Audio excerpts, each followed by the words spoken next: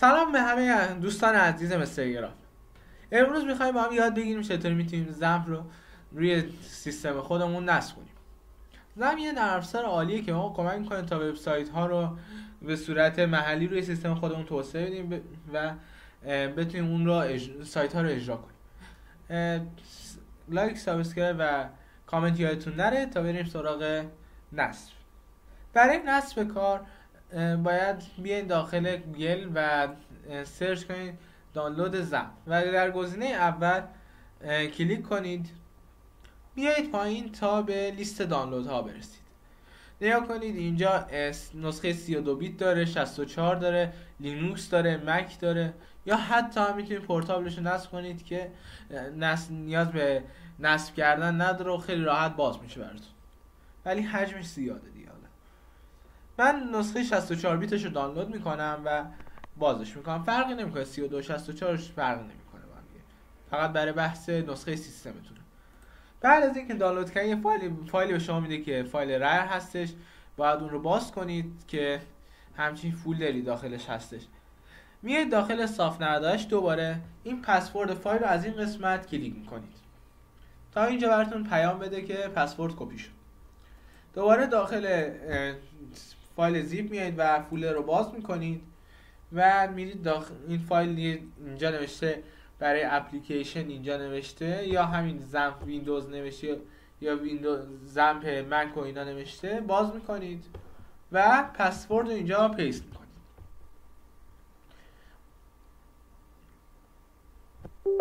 بعد هر مجوزی که از شما بخواد بهش میدید.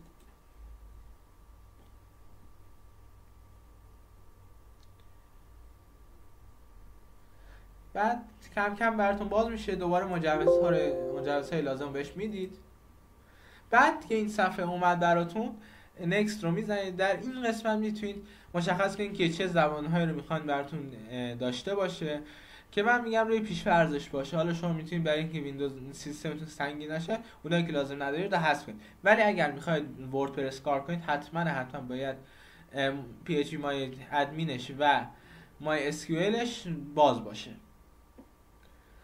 بعد روی نکست کلیک کنید. اینجا آدرس رو انتخاب میکنید که من میذارم رو پیش فرض بمونه. نکست رو میزنیم و تایید میکنیم و دوباره نکست رو میزنیم تا برامون نصب کنه. بعد از اینکه این فایل رو نصب کرد باید واردش بشیم و که توی ادامه ویدیو بهتون میگم. من ویدیو رو پاز میکنم تا خب همینطور که میبینید برای من نصب کرد کار رو و سیستمم رو ریستارت کرد و دوباره سیستم الان میبینید اومده بالا. خب میریم توی اون پوشه‌ای که برای ما فایل رو ریخته، یعنی تو درایو سی. پیش‌فرضش اینه تو درایو سی فایل زمپ رو باز میکنیم.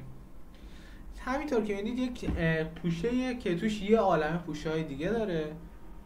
میایم قسمت پایین، این قسمت نوشته زمپ کنترل EXE. این رو باز میکنیم.